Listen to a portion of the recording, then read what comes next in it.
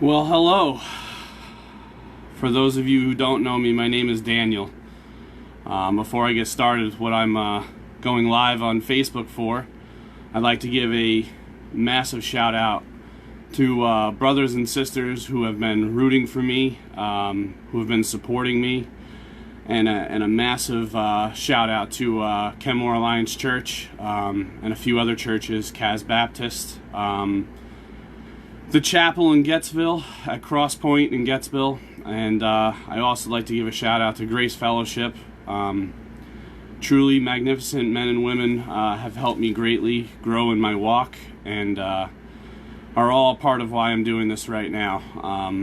So with that being said, I thank you all for your prayers. I thank you all for your support and your constant encouragement, and helping sharpen me and teach me on how to walk this walk. So I guess the best way to get started is to tell you a little bit about my life before this point today, and best way to unfold that is I just think back to my childhood. Earliest memories, I was definitely a young kid with a lot of intense memories. I had a phenomenal memory growing up and remembered these distinct things that even my mother and my father would be surprised about. You remember that?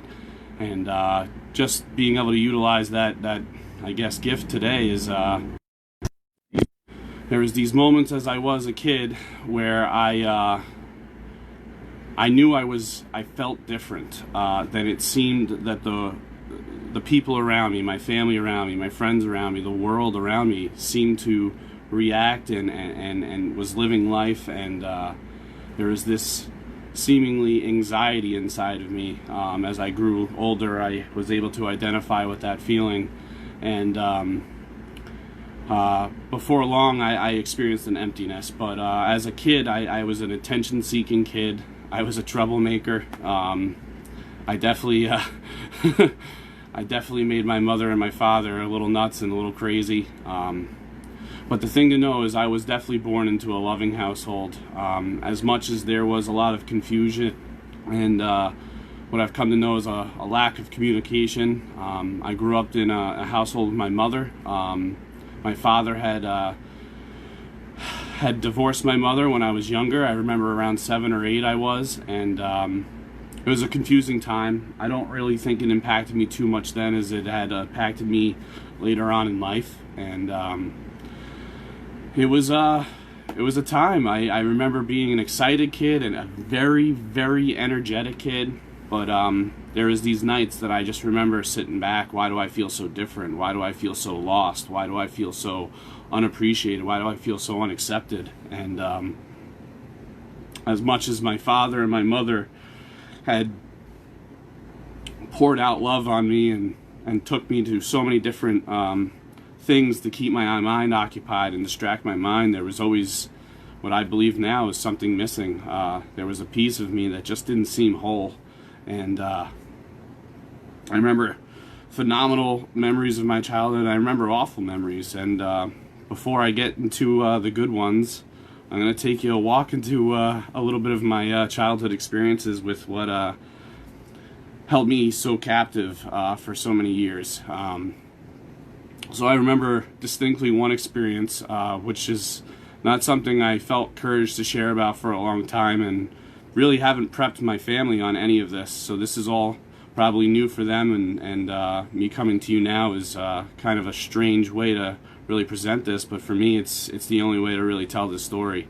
And I remember my father was he was a very active father in my life, and being separated from my mom, he lived in Bayshore, which is a place on Long Island, New York, in Suffolk County, the south area of Suffolk County on the South Shore. And I remember traveling back and forth and doing a lot of activities. But the earliest memory of what I come to know as trauma was I looked up to my dad. I was attached to the hip of my dad, and I still to this day very much love my father. But as I said, these are these things that I had went through. I remember being taken to a place called Splish Splash, which was a giant water park as a kid, and there was this one tragic moment where I had been with my father, and I remember him telling me, go up the slide, and I'll be waiting for you when you get back. And sorry, this is a lot. So he promised me he would be at the bottom of that slide, and when I came down, whatever my father had experienced, later come to understand that there was two different parts of this story, not just my own. I had panicked because I had not seen my father, and I freaked out. I lost it, and I went around panicking, searching, and I remember a lifeguard and a team member from the water park going, "What's the matter? Can I help you?" And I just was starting freaking out. I can't find my dad. I can't find my dad. And they took me into the office, and it was a wreck for me. But when I saw my father, it didn't look good for him either. It looked like he had panicked as well, and that was a really, really hard day for me. But it became a lot harder in life. I think it really resonated deeply after that. I felt like a little piece of me kind of ripped out of me in that moment. But I went on with my life. I grew up as a kid, still getting into trouble, still doing things for attention. I was a very interesting, weird personality to be around, exciting, and then I would go through these major periods of just being completely distant from people, and just a constant tear between two different personalities, and these feelings that engulfed me. I felt things very intensely, as I still do now. Emotionally, I was I was a wild child, and that experience definitely lived on, and it definitely was something that I didn't forget even till now. I've learned past that my father, it wasn't a good day for him. So as I moved on in my life, I get to the point where I'm about as energetic as a teenager can be, and I'm getting to do new things, and still there's this need for acceptance. There is this need for approval from others, and I would do outrageous things sometimes just to gain some kind of attention. And as I grew up in my mother's household, I had a stepfather who I've come to know as a man who was never really trying to replace my father. And I didn't necessarily respond so well to that as any divorced child can relate with. He seemed as though he was a guy who was not trying to replace my father, but I couldn't understand as a kid growing up why, he was there, and as I got older and as more time went on, me and Frank ended up experiencing some bonds together, and, he was a tough guy to live with. I'm not going to lie to you. From my perspective, I challenged him a lot, and stricken with grief over this constant, feeling of despair and anxiety, and all these tremendous things I went through. I tried to deal with that situation as best as I knew how, and by the age of 15, I remember coming out to my backyard and hearing my brother and his friends laughing and joking, and they were kind of in the shed.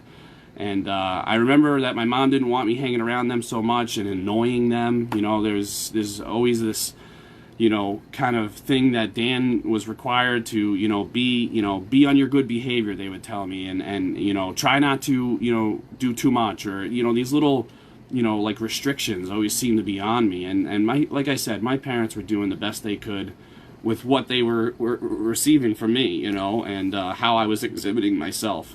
So with that being said, I go out and I noticed that my brother and a few of his neighborhood friends that he had grown up with and was very close to were drinking. And I didn't know what it was at the time. I know I just desperately wanted to be with my brother, and I was at an age where I, felt that brotherly connection, and always wanted to be, my brother was the older brother and I was the middle guy. So I didn't have another brother at that moment. I just wanted to be with him. And yeah, I remember drinking for the first time, and you know, that's part of my recovery story as well. I'm also in recovery, but we'll get to that. And so yeah, I'm in this woodshed, and I remember drinking that beer for the first time, and everything washed away when it hit me. The taste of it actually was something that I was okay with. It didn't bother me. It actually tasted pretty good, if I'm being honest. And I say this in some of my recovery groups, that from the first sip to the last swallow, I was hooked. Then I didn't realize that there was this amazing feeling that came with it, this feeling of freedom, this feeling of detachment from all these feelings and all this stuff that had weighed me down my entire life. I felt free for the first time in my life, and I made a solemn promise to myself that I would experience that as much as I possibly could, and if that was the thing to do it for me, that was what it was going to be. And I made, at 15 years old, you know, an oath to chase that with everything I had. And fast forward to when I was about 19 years old, and you know, I had gained some more privileges in my household. My mother, you know, probably was not as uncomfortable with this as I was, but I had to gain some high school friends and some partying friends and all sorts of different privileges I was actually allowed to do, because my mother, you know, there's only so much you can do to keep someone inside before they kind of got to live and experience life too. So they definitely keep a close watch on me, and I did a lot of drinking with my high school friends. My mom has definitely been a victim of some of my blackout experiences, some of my drinking benders that I used to sneak my car out while they had an alarm system. It really didn't stop me. I was determined to do this, as I said earlier. This was something that stuck in my mind and became part of me. I snuck my car out almost, you know, every other week, and you know, just to pursue this substance that seemed to give me this sense of feeling of relief and feeling for myself. So all that is a very important aspect to the story, because, like, you know, I believe that we're all people that are just looking to satisfy this inner void that we all have, and I had found mine, and I was willing to chase it and do the things that were necessary to do to obtain it, and I wasn't going to let anything stop me, not even a security alarm. I had devised ways, and to spare the details, if any of my family are watching, they're aware of it. I mean, those aren't really important, but I did it, and I went to great lengths to make sure that I got to experience that feeling as much as possible, that feeling of relief and freedom. And there were other experiences in my childhood that were significant because of my wildness, because of just the personality I had and this energy that seemed to just pour out of me. My mom was kind of just trying to get me help and doing what she, like I said, the best she could do with what she had, and taking me to doctors was part of it. I went to a lot of doctors. I was placed on a medication to calm me down, an ADHD medication, and I didn't like it. I'll tell you the truth, I was waiting until I was 18 years old so I can just stop taking it.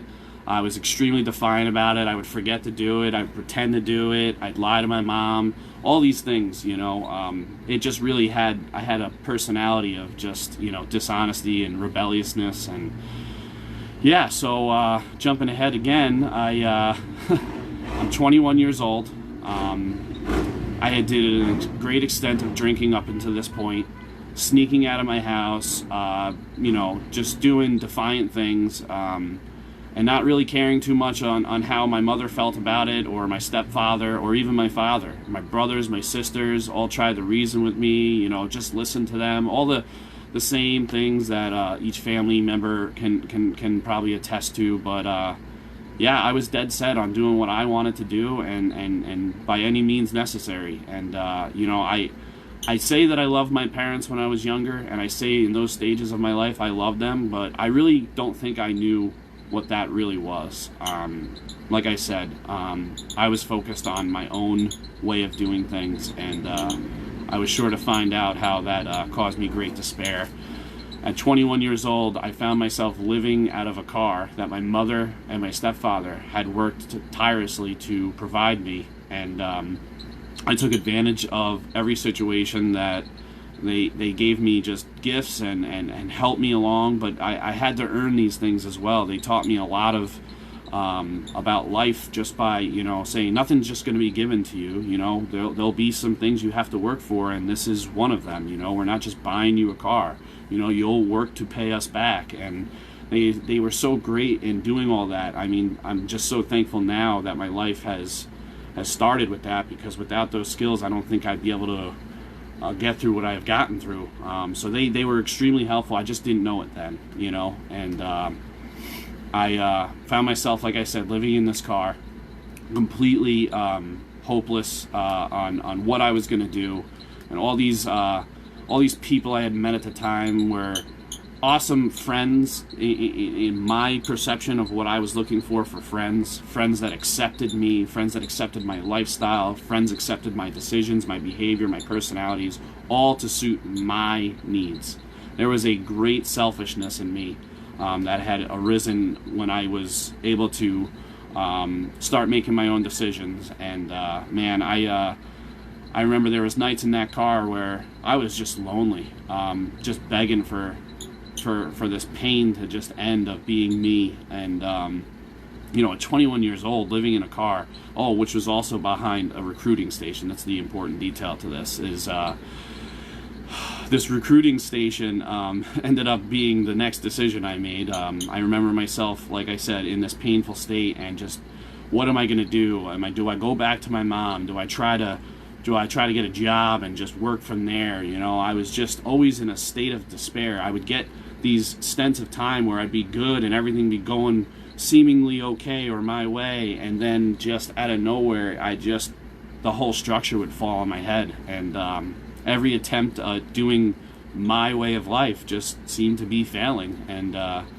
so I looked deep inside myself, and I realized that I'm not ready to stop drinking. I mean, this has become a best friend to me, and that's helped me greatly. I was still very delusional at that point about alcohol, and my parents, I had no idea what they went through in that time frame, and I never really got to the point of really asking or finding out, but I just know that my parents loved me, and they were powerless over what I was going to do. No matter what their attempts were to get me some help and get me stable and on the right track, I always found myself falling off of it. So here I am with this genius idea after a hangover. I was drinking, not really, it's been important, but I'll just say it for now. Steel Reserves were my drink of choice. They were cheap and effective, to say the least. And one morning I woke up in this awful state of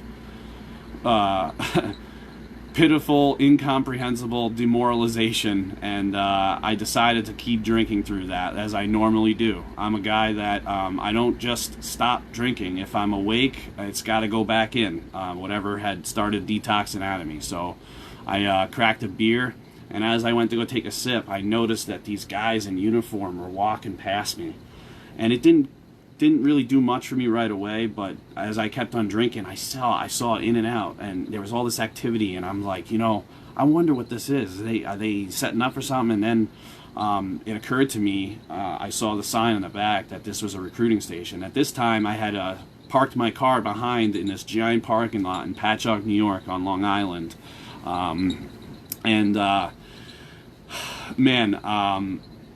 I don't know where this decision came from or where this idea, but I decided right then and there, I was like, that's it.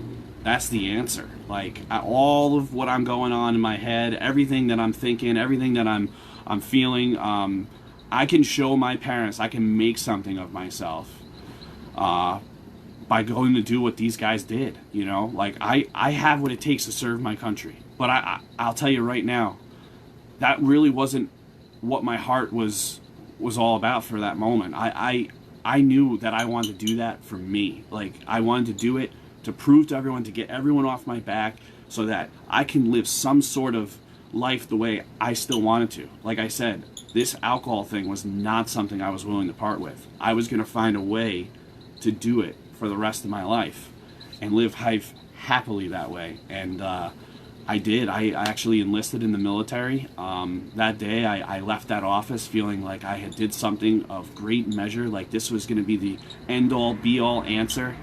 And, I told my parents. My mother completely she was not happy about it. My father, I don't actually remember his response so much, but I just know that they were worried. They were worried. They watched me, their son, completely disheveled most of his life with lacking in responsibility and seriousness and not taking care of anything like of my own stuff. Like they nurtured in me and did all this stuff for me. Like in their minds, I was not ready to make a major decision like that.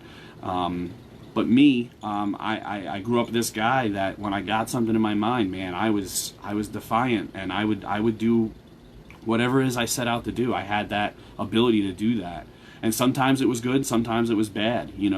I just remember having this title on me, 2 Week Dan. He's only good for 2 weeks. 2 weeks he can come to the surface of greatness and do all these awesome things and really step up and help out, and then after 2 weeks I just couldn't hold. The fibers just ripped apart and I would fall down, and this was it. The Navy was going to be the answer, to the glue. So here I am, signing up for something I have no idea what I'm in for, but it didn't matter. And I didn't stop drinking after that.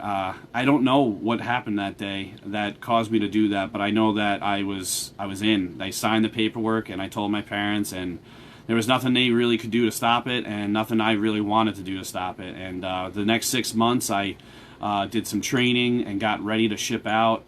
Part of, obviously we know, requirements for the military is no drugs, and to be drug free before you go. That was a very tough one for me, and I threw myself at the mercy of these recruiters, which these poor recruiters were forced to take care of me. I slept on their floors, in their offices. They fed me, they clothed me, they gave me a place to shower, and they helped me detox off of marijuana. That was something that was a daily activity for me. That went hand in hand with my drinking.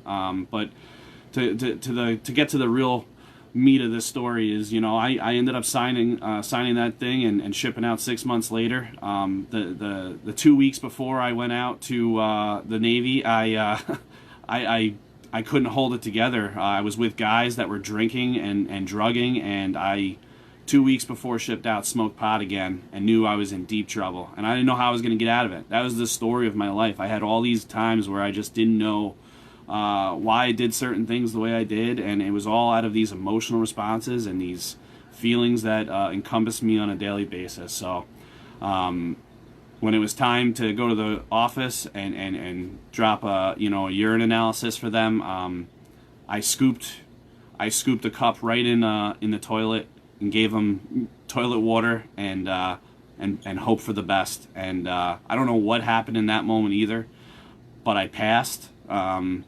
And they didn't know anything was up or whatever. And I said, I hope I drank enough cranberry juice and enough water that is going to flush out my system. And I just, I really wasn't a praying man then, but I was saying some prayers that day that this just be it, because I can't have my parents find out that I didn't get in because of that. That would be the end it, And I was not capable of telling the truth at these times either. So I lived in a state of fear. So got in the military, did all this, boot camp training, and then the results never came back negative, and no one ever found out. I never really saw the need to tell that honesty. Like I said, I was living one day at a time, trying to drink as much as possible, and my goal was to get through boot camp so that I could establish myself as this sailor, as this good-looking guy, and keep the outside appearances looking good so that the inside can be treated with the way I was going to live and control life. So the Navy was the Navy. Not much to really go into about that for today. But I left there a very broken man. I popped positive for, shocking, marijuana, and the other drugs that I had been doing at the time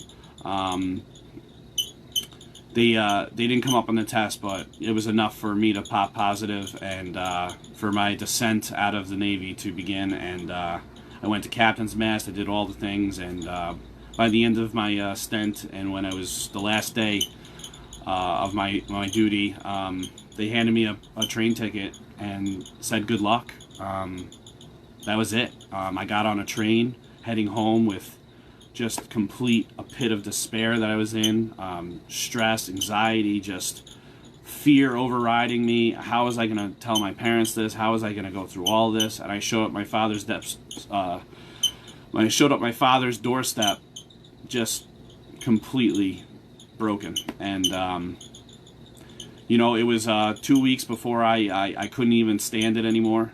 Fighting and arguing with my father. I mean, I can't imagine what that man went through, just knowing what I went through and trying to deal with all that. And this is a guy who bailed me out thousands of times. As he says, and I acknowledge, he went to bat for me. That man put his soul on the line for me so many times, and I just kept letting him down. And that just became my story for a long time. The middle child that disappoints everybody, and not to look for pity or anything. It was something I went through at that moment, and my life went on. I tried as hard as I can to stay with my dad, and it didn't work out. From there, I went to live out in this place called Baldwin.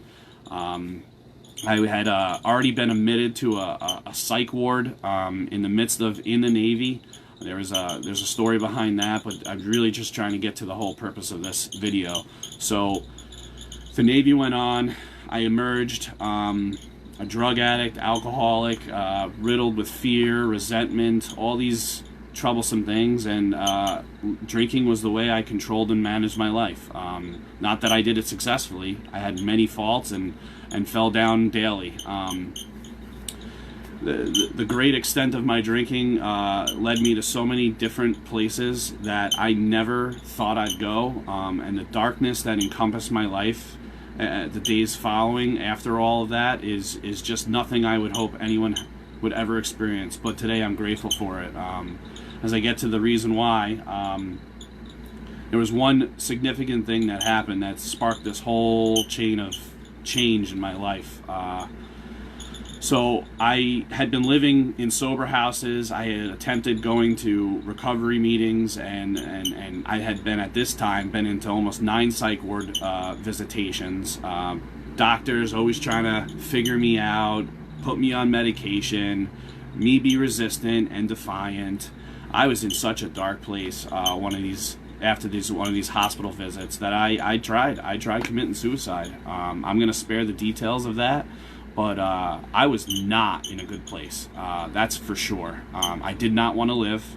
I had suicidal thoughts constantly, and they seemed like a good idea. That's how sick I had become. That's how dark my life was at that moment. And in the midst of that darkness, I did find some good people, some people that really helped me. But I really wasn't trying to accept help anymore. It all led to the moment where I had arrived behind the same area that I had started this whole Navy journey that led to all of this in Patchogue, behind a dumpster that was next to the outpatient that I was supposed to be going to on a daily basis, that was connected to the sober house that I was living in. I had given away every bit of help and resource because inside of me I was hopeless. I was defeated. I was worthless. I had all of this just awfulness just growing inside of me, and my heart went dark, and I just stopped caring. I stopped caring about people. I stopped caring about my own physical needs and my own personal needs of showering and bathing. And I remember having one last fight with my father on the side where he found me of his house. He found me smoking pot while I was sleeping on the ground. It was an awful, awful moment of my life because my father looked at me and he just looked broken and had no idea what to do, and let me in the house and said, I can't keep doing this. You have until the end of this weekend, and then I don't want to see you again. And I just knew right there that was my last thing with him, and there was probably no more help left for me. So I did the best thing in my in my strange mind at that moment. I just decided to that's it. I'm just gonna give up, and I'm gonna exist behind this dumpster. I remember that I had been back there smoking a cigarette one day, and I saw that there was some clothes, and someone had already been doing that, and I was like, hey man, if it worked for them, it'll work for me. And I got there that day, and I opened up my space and all the little belongings that I had been able to manage to carry with me, whatever was left of my possessions, and I proceeded to do what I went there to do, which was just to die slowly, and hope that it went quicker than it could have been. And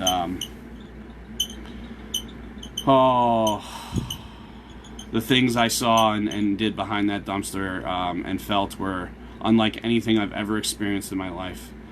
I had felt the entire world gave up on me as well, as much as I had given up on it. I had hatred in my heart. I had pain in my heart. And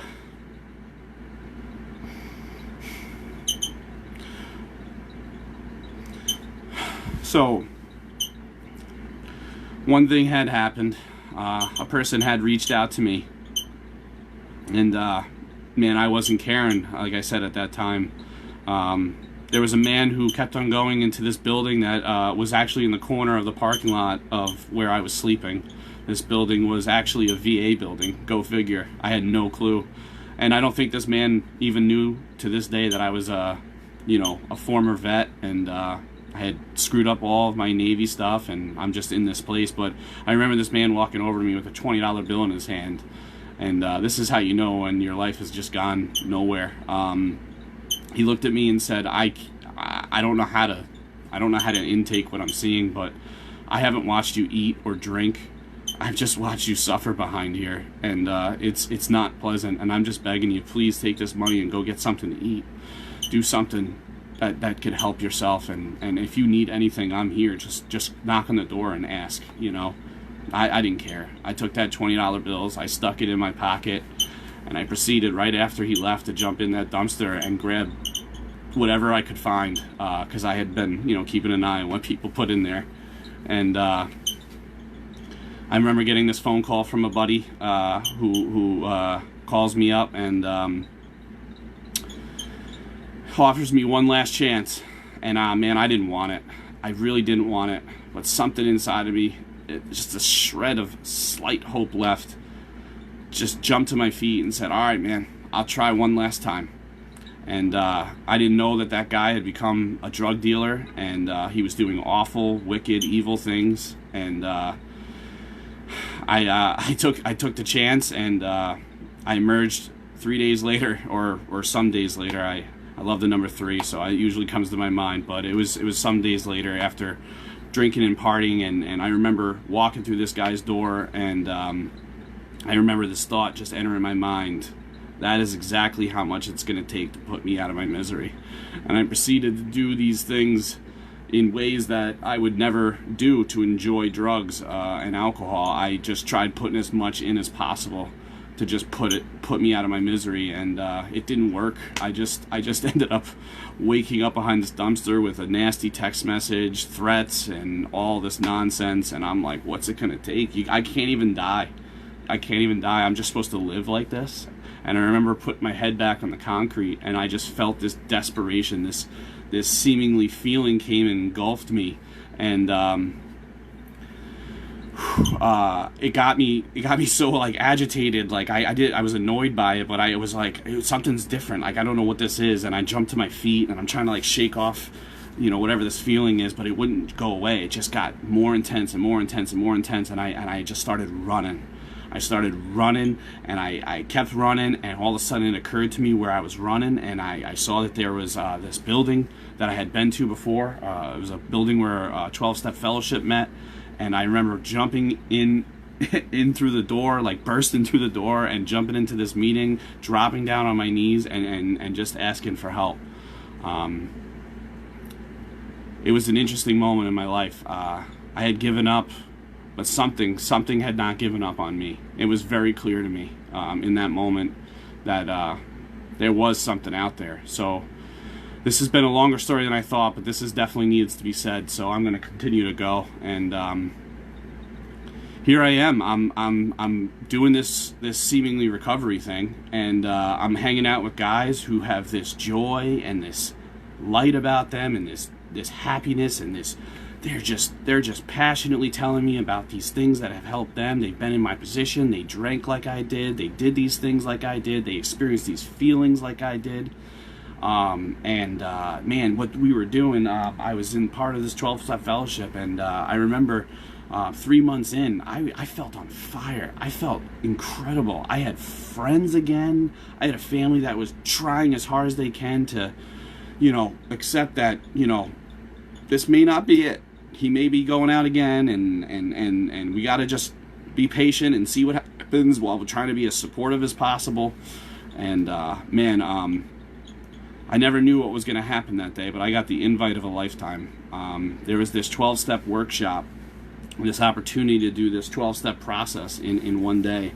And me being excited, I was known as the excited kid in recovery. I had this hope again, this I seemingly came back to life, and I was smiling. I got a lot of nicknames like Happy and Smiley, but I was passionate. I was passionate about having some kind of hope again. When those men looked at me that day and they told me that there was a solution and that it had worked for them and it could work for me too, man, I believed them. And I went on to experience that. And 3 months sober, I received this this invitation to this workshop, and here I am, arrived at this room, and the details in the room are kind of I got to keep a little anonymous, but we did this process of the steps, and we get to this part where I'm supposed to admit all these defects of character, these things that had cropped up in my life and that I exhibited to others, and if I can just get to the purpose of admitting them and finding this exact nature of my wrongs,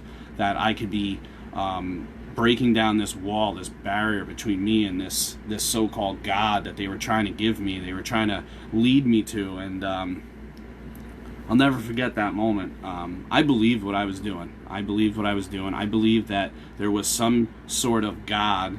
Now, again, in early recovery, there was a spiritual program I was attending, and I had my ideas of God, but they weren't anything good. But there was seemingly this new idea of God that everyone seemed to be, bouncing off and living with, and I was like, I kind of feel like maybe that's what I want, and I'm in this room and I do this process, and I remember that when we get to this 7th step, we got on our knees and we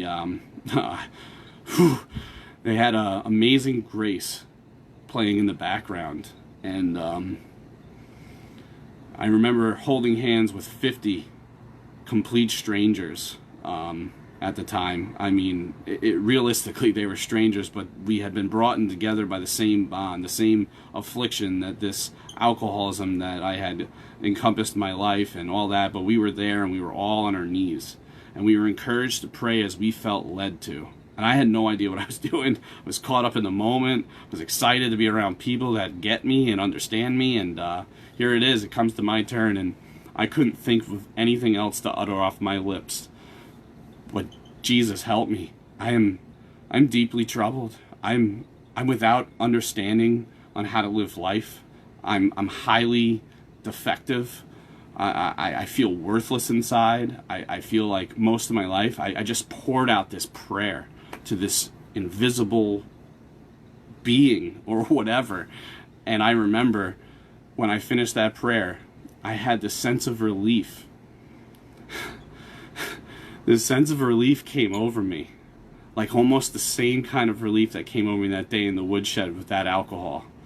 And I felt this peace roll over me and bring a smile to my face that seemingly never went away. And I felt, for the first time in my life, that there was something that heard me, bigger than myself, bigger than a human entity. There was a real living God out there, and I come to know him as Jesus, right? In that moment, I said this prayer to Jesus, and I started getting flooded with this this peace, and the whole room went white. And I remember there was this, I always felt like I felt things on a spirit. I would always say these words, but I really never knew what I was talking about. But in my spirit, I felt like there was a whisper in it, and something that told me, you're saved. I got you. I found you. You don't have to hurt no more. You're free. And I'm telling you, I walked outside of that room and it started to rain, and I just literally put my arms out, went out in the rain, and I felt free. There's no other way to describe that. I do my best with this video, but that was a personal experience I was having from that day on. I mean, it was unlike anything else I've ever experienced to this day. And, coming to the point of this video, didn't think it was going to be this long, but I'm so glad that you guys are still watching, that people may hear this and have hope because of it. My life erupted after that. There was this zeal about me, this excitement for living, more than it was before. It was different. I felt like I had a purpose again. I felt like I had held on just long enough for grace to emerge into my life. And I come to know that in recovery that the whole purpose of what I was doing was to gain this relationship with God, and I felt like I had gotten it. Whatever happened to me that day didn't necessarily get nurtured right away. I didn't really seek anything out or discuss it too much with anyone. I was excited to tell others about it and the incredible experience I had. I just kind of went with it. And just to further explain this, I had realized in that moment that there was something about what happened that I probably should investigate into, and it kind of led me back to church. And how it happened is just as incredible. I was in a car with a person who kept on inviting me to church. I don't know why this person just is like, you just gotta come. I don't know why you gotta come, but you gotta come. It's such a great church, and this and that, and it always makes me super upbeat, and I'm like, yeah, I definitely love checking it out. I was so open to so many more new experiences with this freedom. I felt no fear. I felt completely just like a different person too. And I took her up on this offer, and I remember on the way in, the drive-in, this song just came over, and it was called Oceans. I didn't know that at the time, but listening to the words, I was like, why do these words sound so familiar? Why do they feel like I've done that or whatever? It somehow it got me so interested, and I was obsessed. I was like, I gotta find out something, but I was so shy. I didn't want to, me being shy, yeah. I didn't want to tell this girl because I didn't want to give her any false hope or any kind of extra excitement. I just wanted to check this out. And sure enough, I get to that church after listening to this song, and they're playing that song at church.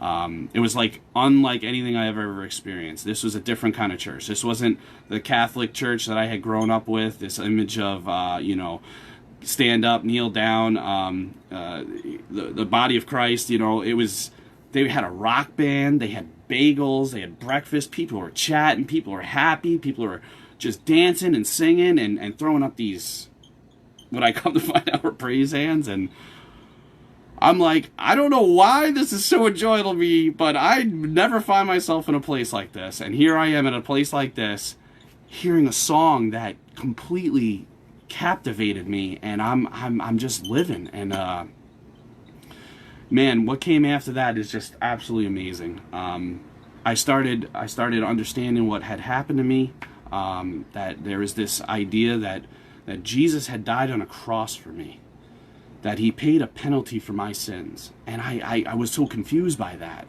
but I was there, and I felt this is where I was supposed to be. I felt like I belonged, which was unheard of.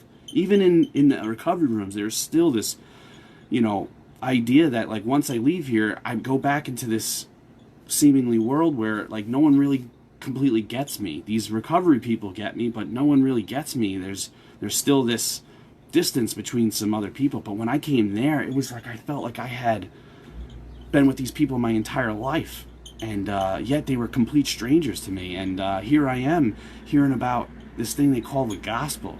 I'm like, what? Like, I heard that in Catholic Church. Is this what I'm doing? Is this what I'm involved in? Like, what am I getting myself into? But yet I had no fear in it. I had nothing stopping me from going forward and investigating. And some time had passed, and God started making himself more prevalent in my life, and it came to this point where I made this major decision to move to Buffalo, which is where I'm at now. I'm not going to tell the complete details of that story, because we're definitely getting to that point where I want to close out the story. But I got to this area of Buffalo, and these things had happened to me, and I was in this state of heartbreak again, and I had broken up with a girl that I had ultimately planned to come here with and to spend time building a relationship with, and then we were going to move somewhere else. But after all the aftermath of that and the deep heartbreak I was in, I had loving guys that surrounded themselves around me, breathed life back into me. One guy looked at me and said, "I am so excited to see how much you're going to grow through this experience." And he wasn't wrong. Within 3 weeks, I had healed from that. I had guys that were taking me places, other recovery meetings, and I had seemingly getting this heartbeat back for God. And then I had I had a friend, still have this friend. His name is Matthew. Matthew invited me to church in Buffalo, and as I made a special thank you to the chapel became the first church I attended in Buffalo. And here I am, this fired up kid, love God, had this idea of God in my mind, and I love God, and I was on fire. And when he looked at me and goes, I think we're kind of similar. We realized that we were both Christians, and he invited me to church. He had befriended me, and it was like I was like absolutely excited to do this. And yet I had not done much of that since I had moved to Buffalo, and even before that, there was this great period of time where I kind of, as the Bible calls, as I was in this wilderness. And I remember sitting in my chair for the first time, and Pastor Jerry was doing a sermon, and something about this man. This man seemed to have a truth in him, have an understanding about this Jesus that I've come to know in a very short period of time. But he was talking about that Jesus. He was sharing about that Jesus. He was preaching about that Jesus. This was unlike anything I've experienced up to this point. I'm saying that a lot because it just kept on getting bigger, this idea of God. And man, it came full circle. It started flooding in what happened to me in that room that day. Started admitting that I had been a sinful person. And then in this period of time, I got back in the Bible. I remember when I was a younger kid going to church, trying to read and understand that. And I just remember opening up this Bible, and Romans 3:23 was what we were doing that day. And I don't know why he took us there. I can't remember the exact fullness of that sermon, but I looked at this, and he was taking us to that because he wanted us to see that all have fallen short of the glory of God. All have sinned and fallen short of the glory of God. And I was like sitting there, I'm like, I don't want to be a sinner. How do I get out of that? And like I had come to understand that what I had did in my life was sin, but I didn't know what it looked like. I didn't know what actually was a sin. I thought of the 10 Commandments because of Catholic Church, but I was just still so confused. But I was intrigued. I was intrigued to get rid of this, and come to know, as I attended church more regularly and talked to more people, I started gaining this understanding that what happened on the cross over 2,000 years ago, Jesus, a man named Jesus, who was called a hypocrite and greatly hated, and eventually stood a trial, and in that trial he was found guilty, and they hung him on a cross, and he died, and in the last breath that he had of life, he said, "It is finished." And something about that didn't sit right with me, that I didn't completely understand that, and I came to find out what he was talking about on that cross. Jesus in the Bible was the living God, was God in the flesh. And he lived a sinless life. Sinless. I mean, there's no history book that can disprove his existence. And he lived that sinless life. From the will of the Father, he went to this cross. And he purchased me in all of my sin. That while I was still a sinner, he died for me. That was what was said to me.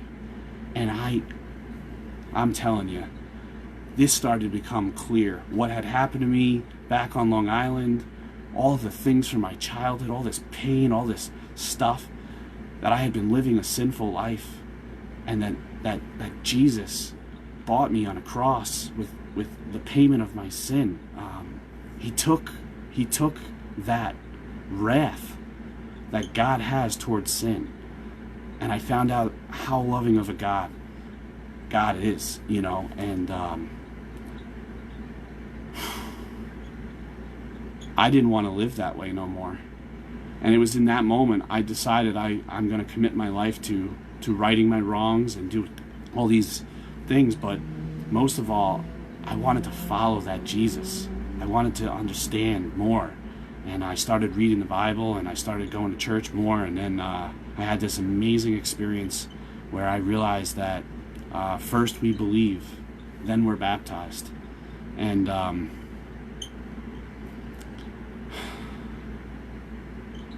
I went and dedicated my life to something I couldn't see, I couldn't hear, but was very real for me. And I still daily wake up every day and I get on my knees and I speak to the God of the universe. And as it's said in the Bible, that when I close my door in prayer, I'm seated before the throne of His Majesty, and He counsels with me. He speaks with me. And I am telling you, in this moment of time, as I'm sharing this testimony to you, there is a real, living God that we will all stand before on a day called judgment, where He will judge you, because He is loving 100%, but He is also just. He is the perfect judge. Now, it took me some time to understand this. It took me some time. But I'm willing to die with that belief today, as I am training to be a missionary, to carry the gospel into all the world as the Bible has proclaimed. I am doing things in my life that are radical to others, but make such complete sense to me. I don't know why the things happen the way they happen, to the degree. I don't know why God decides to do this to these people and this not to these people. But I can tell you that He is equally loving as He is wrathful. And He detests sin. And we have become a very sinful world. We have been full of wickedness. What is going on in the world, there is hate in people's hearts. And it puts such a stain inside of me. And the purpose of sharing this testimony, the purpose of all of this story, is for hope, is for love. There's a God that exists, that loves us, that created us to be in relationship with us. And we've been in rebellion towards Him since the beginning of time. How is this all fit for me today in 2020? My sin put that living God on a cross to die for me so that I can have salvation. I can be with Him for eternity. And I don't know if that speaks to you the way it speaks to me, or has spoken to my brothers and sisters. But there's got to be more to your life than you're experiencing now. There's got to be a bigger picture. You have to have felt something in your heart saying, this can't be it. This can't be it. The world is falling apart. People are rioting. People are dying from a disease or a virus.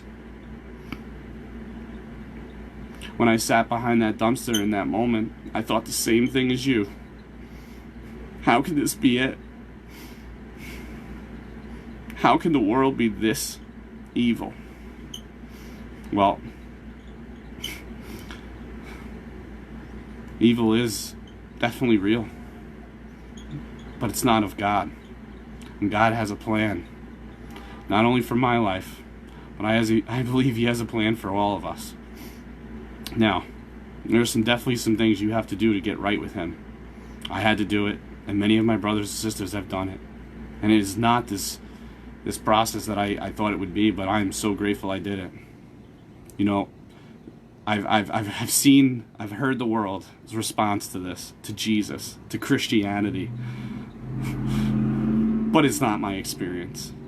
It's not the experience of the men and women that are out feeding the homeless, are out praying with people, trying to get them to see this living God that's working in their life. And if anything I've shown you in this video, it's Him living in me. There can't be this, only this. There has to be more thought in my mind behind that dumpster. Well, I'm here to tell you, there is.